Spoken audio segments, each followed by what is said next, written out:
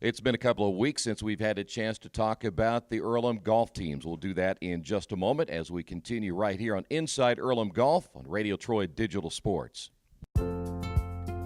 Built in 1923, Trueblood Fieldhouse received a renovation in 1999 when the Athletics and Wellness Center was added to campus. Named after Edwin P. Trueblood, class of 1885, the fieldhouse served as the home for Quaker indoor athletics and physical education from 1923 to 1999. Today, a multi-purpose floor allows for athletic teams to practice indoors as well as intramural competition to occur. A basketball practice court and indoor golf studio were added in 2016 to allow both Earlham's basketball programs and golf teams to practice on natural surface indoors. A track on the second floor of the facility allows for walking and running.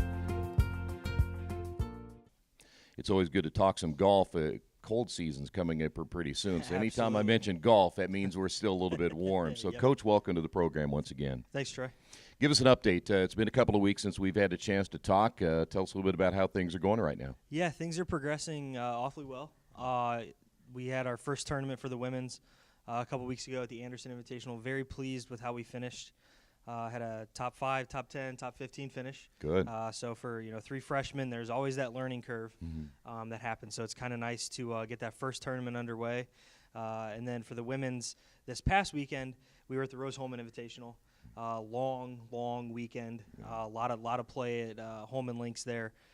So the girls, it was a grueling tournament, but they got to see where we're going to be playing the HCAC championship. Okay. So it was a good prep for them. They feel really prepared for the next few weeks, having to get ready for the conference championship. So it's always good when you can get a few practice rounds in before the conference championship. So we're really happy about that.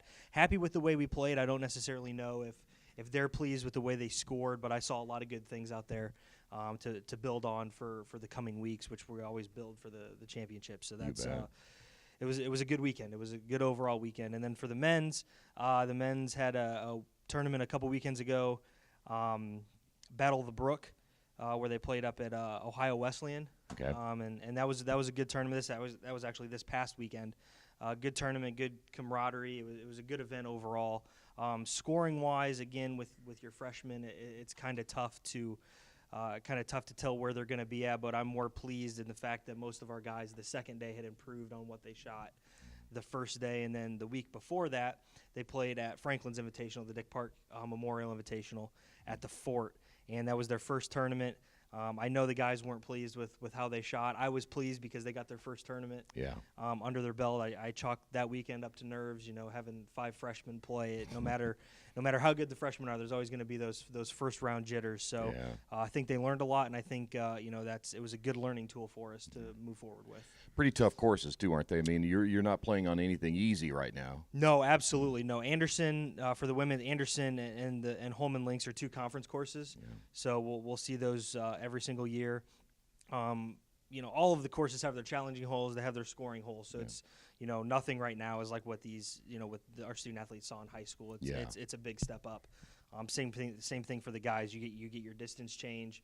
And the competition also escalates. In high school, you may have 1 or 2 guys that are solid for each team, but in college, everybody's solid. So being able to handle that mentally is kind of key. And we're young, but we're handling it pretty well. Yeah, you mentioned you lower scores, but I'm curious also, what other improvements do you look at when you're looking not just as a team but as the individual golfer? Yeah, that's a good question. One of the things is, how do they handle themselves mentally? How do they start the round? How do they finish? Do they start hot and then kind of taper off, or are they struggling and then are they kind of fighting their way back to see? So that's just some of the things I look at.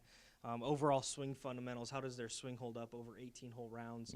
A lot of your more talented golfers have played in 18-hole matches, 18-hole tournaments in high school, but there still are some high schools out there that only play 9-hole matches until they get to the postseason. So being able to have a swing that kind of withstands a lot of that. But the biggest thing for me, especially at the collegiate level, is the mental game. How do they respond to adversity? How do they respond going out of bounds? How do they do they bounce back and make a double, or do they kind of hang their heads and make triple or quad? So there's a lot of little intangibles that I look at in tournament, and then in practices, that's when we kind of focus on all of the swing fundamentals and breaking everything down to get ready for the tournament.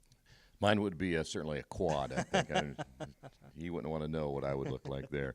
You mentioned the mental side of it. You just talked about how the women responded and how a grueling couple of days can wear you down. Yep, absolutely. I was curious about that side for the women too. Yeah, that was this weekend was tough, and it really, between slow play and just the conditions of the course, it was really wet. Things were playing slow. Girls were having to wait 3-4 minutes per shot to hits because they were waiting on the group ahead of them. Yeah. And no matter what level you're at, whether you're in high school, college, or pro, it's tough to deal with. Yeah. So I was pleased with the way that they responded. They were frustrated, but none of them ever gave up. Good. And that's, as a coach, you can't really ask for much more. Yeah, very, very true. Yeah, things are a little slow when it's wet and it's been Absolutely. nasty. All right, this weekend, talk about what's coming up and give us an idea. What do you expect? Yeah, solid tournament. Friday, Saturdays up at St. Francis. We're going to see a lot of quality between the two tournaments. It is men and women's. Yeah. Logistically, it's kind of been a nightmare for it. It's at two different courses on Friday, and everybody's at the same course on Saturday. So neither course I'm familiar with. Okay. So I'm going into it as blind as our players are. So it should be a good learning experience for both of us. The fields, though, are very strong. A lot of NAIA schools. Okay. St. Francis is NAIA, so you got a lot of NAIA schools there, highly ranked NAIA schools. So it's going to be a good test to kind of see where we're at and where kind of we need to be.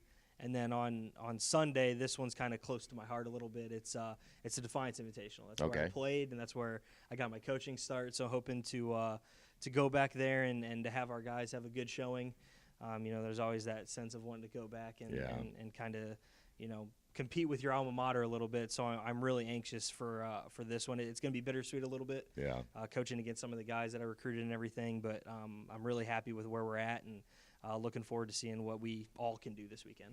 By the way, going into the course in St. Francis, not knowing how does that stress you out a little bit, or do you? Yeah, I mean, typically, what we do is the night before. Since I've played most of the courses, we get on Google Maps and we go over the course hole by hole. Okay. Just so that they can kind of get to learn the course a little bit and see what's going on. I have no idea about any of these courses, even though it was 45 minutes from where I used to live. I have no idea. So it's going to be kind of one of those things that I think we go into it with a real open mind. We swing free, and whatever happens. We learn from it and can kind of carry it over to if we get into the tournament next year. But I think it's going to be a fun weekend. And it's going to be kind of not a carefree weekend, but it's going to be one of those where you just kind of let the results come to you. Yeah. All right. Busy time still coming up. And before you know it, Earlham Invitational is right around the corner, right? October 2nd. Is that correct? Absolutely. Yeah. Out at Forest Hills Country Club. Getting stuff around for it. Looks like it's going to be a really strong field between the men and the women's. Of course, you always want to have a good showing for your home tournament, so hoping we can get some good results there. But it should be it's going to be a fun tournament. It really is. So looking forward to see what we can do there. All right, Matt. Thanks for joining us once again. Appreciate it, Troy. All right. Reminder, you can check out all the latest results on the men's and women's golf teams on GoEarlham.com. And we'll see you again next time right here on Inside Earlham College Golf.